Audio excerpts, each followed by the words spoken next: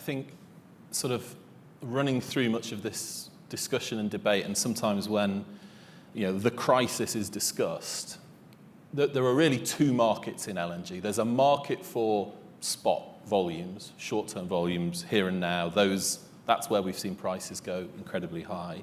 And there's a market for long-term contracts. And as we see through the Sinopec example, that market continues to thrive, actually, especially for countries where gas is an integral part of energy transition, which is true for many Asian countries where a huge amount of coal needs ultimately to be taken out of the mix, and gas and LNG is a key part of that.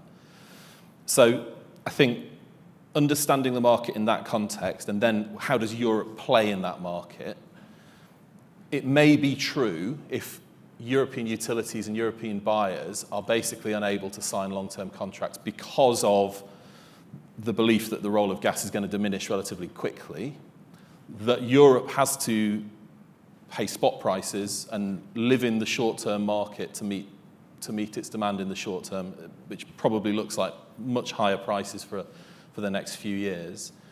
I mean, the alternative is you can go to the US, you can sign a Henry Hub-linked supply contract. People do it all the time.